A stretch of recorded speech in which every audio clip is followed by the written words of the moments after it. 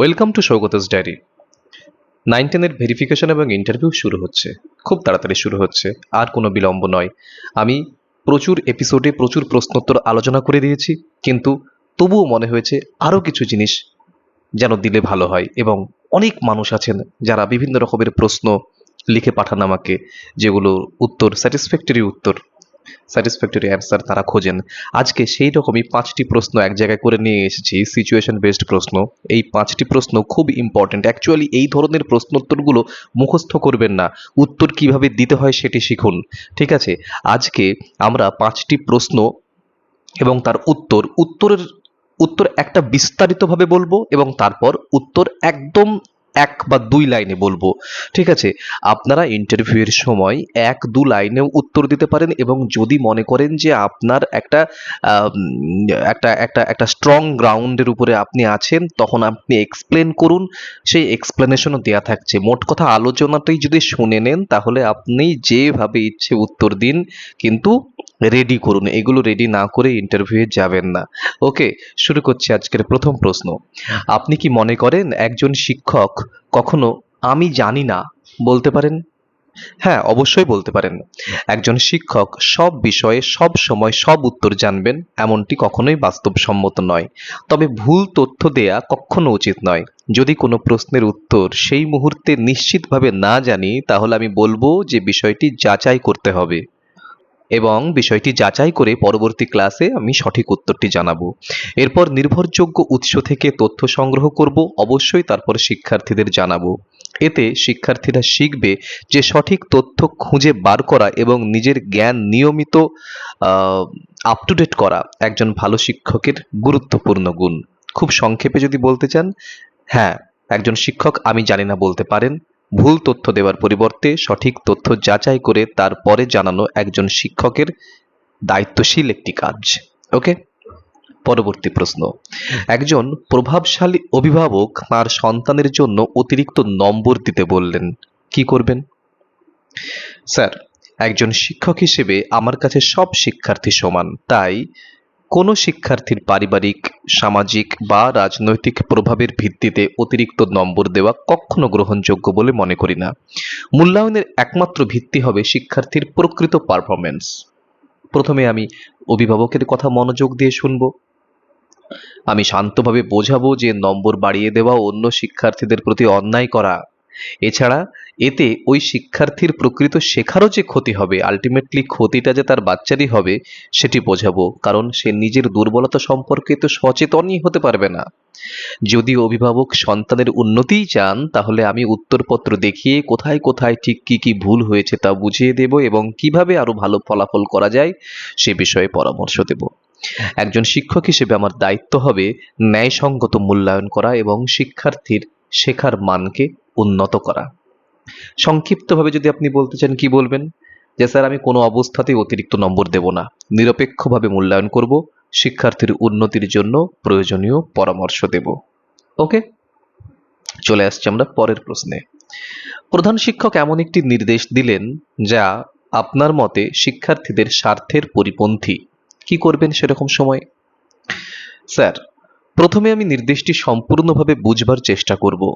অনেক সময় কোনো সিদ্ধান্তের পেছনে এমন কিছু প্রশাসনিক কারণ থাকে যা প্রথমে আমাদের জানা থাকে না। যদি বিষয়টি বোঝার পরেও আমার মনে হয় যে এটি শিক্ষার্থীদের স্বার্থ বা শিক্ষার মানের ওপর একটা নেগেটিভ ইফেক্ট বা নেতিবাচক প্রভাব ফেলছে, তাহলে আমি প্রকাশ্যে কোনো বিরোধিতা করব না, বরং প্রধান শিক্ষকের সঙ্গে ব্যক্তিগতভাবে আলোচনা করব এবং সম্মানের সঙ্গে আমার মতামত এবং যুক্তিটি তুলে ধরব। যদি বিষয়টি শিক্ষার্থীদের অধিকার সম্পর্কিত হয়, তাহলে প্রতিষ্ঠানের নির্ধারিত নিয়ম মেনে বিষয়টি আমি উত্থাপন করব। আমার লক্ষ্য থাকবে সমস্যা সৃষ্টি করা নয়, বরং শিক্ষার্থীদের আলটিমেট স্বার্থ বা সর্বোত্তম স্বার্থকে নিশ্চিত করা। সংক্ষিপ্ত উত্তর কি হতে পারে? স্যার, আমি প্রকাশ্যে বিরোধিতা করব না, সম্মান বজায় রেখে যুক্তির মাধ্যমে বিষয়টি আলোচনা করব এবং শিক্ষার্থীদের স্বার্থকে অবশ্যই সবার আগে অগ্রাধিকার দেব আর কি। ওকে, নেক্সট প্রশ্ন। ক্লাসে একজন ছাত্র আপনার সিদ্ধান্তের তীব্র বিরোধিতা করলো, কি করবেন এরকম সময়? স্যার, আমি প্রথমেই ছাত্রটিকে চুপ করিয়ে দেব না, বরং তাকে নিজের বক্তব্য বলবার সুযোগ দেব, তবে অবশ্যই সেটি শৃঙ্খলা বজায় রেখে। এতে শিক্ষার্থীরা বুঝবে যে তাদের মতামতকে গুরুত্ব দেওয়া হচ্ছে। এরপর আমি তার বক্তব্য মনোযোগ দিয়ে শুনব। যদি তার কথায় যুক্তি থাকে তাহলে আমি অবশ্যই তা গ্রহণ করতে বিন্দুমাত্র দ্বিধাবোধ করব না।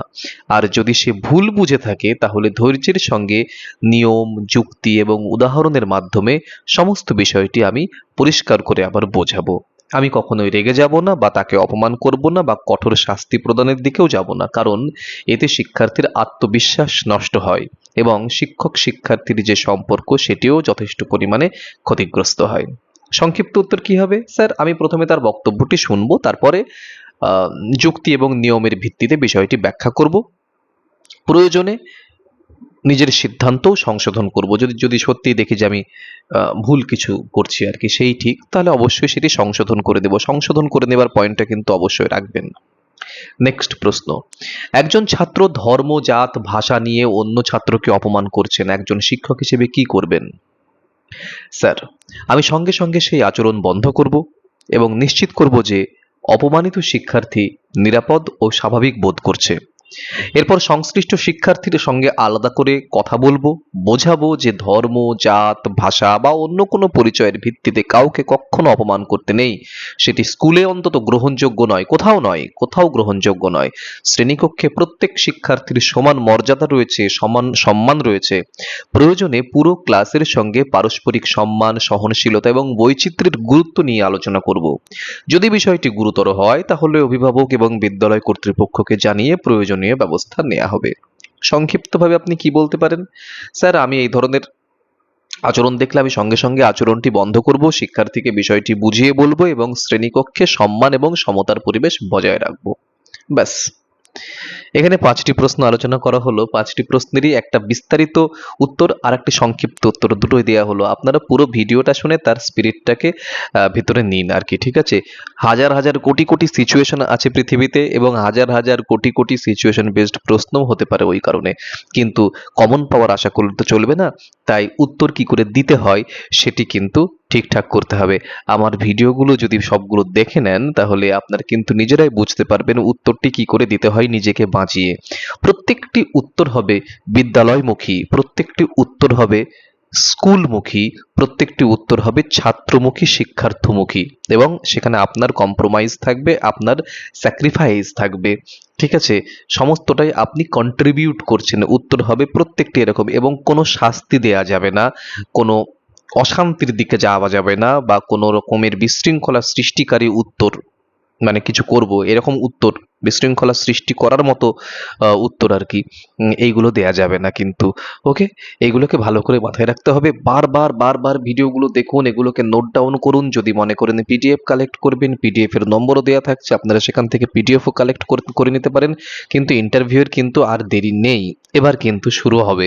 সুতরাং আর দেরি নয়, সিচুয়েশন বেসড বিভিন্ন জিনিসপত্র তো আসছেই, তার সঙ্গে বিএড এর জিনিসপত্র এবং তার সঙ্গে বাংলা এবং ইংরেজি সাবজেক্টেরও স্টাডি মেটেরিয়াল কিন্তু আমি রোজ নিয়ে আসছি। সেগুলো কিন্তু বাংলা এবং ইংরেজি ক্যান্ডিডেটসদের জন্য আমি অন্তত মনে করি খুব মূল্যবান হতে চলেছে। যে এপিসোডগুলো আছে সেগুলো তো বটেই, প্লাস আরও কিছু আসছে। বাদবাকি আরও যার যা কিছু লাগবে বা এরকম সিচুয়েশন বেসড প্রশ্ন যদি আপনারা আরও চান, আমাকে হোয়াটসঅ্যাপে এই নম্বরে আমার সঙ্গে যোগাযোগ করে নিতে পারেন। সেগুলো আমি যথাসাধ্য একদিনের মধ্যে চেষ্টা করি সেই উত্তরগুলো তৈরি করে দেবার। আমি ছোটোখাটো টেক্সট করে হোক বা অডিও করে হোক আমি সেগুলো পাঠিয়ে দেবো। এছাড়াও কমেন্ট সেকশনে জানাতে পারেন আমাকে কার কি লাগবে। এই ধরনের ছোট ছোট প্রশ্নগুলো আমি একদম স্যাটিসফ্যাক্টরি অ্যান্সার করে সাজিয়ে দেব, এবং যদি খুব ইম্পর্টেন্ট মনে করি এরকম ভিডিও বানিয়ে দেব। ওকে, ভিডিওটি ভালো লেগে থাকলে, ভালো লেগেছে আমি জানি, ভিডিওটি ভালো লেগে থাকলে লাইক করো, কমেন্ট করো, বন্ধু বান্ধবদের সঙ্গে শেয়ার করো। চ্যানেলে যদি নতুন হও চ্যানেলটি অবশ্যই সাবস্ক্রাইব করো, বেল আইকনটি প্রেস করে রাখো যাতে সবার আগে নোটিফিকেশন তোমার মোবাইলে পৌঁছয়। ভালো থাকো, দেখা হচ্ছে পরের ভিডিওতে খুব তাড়াতাড়ি।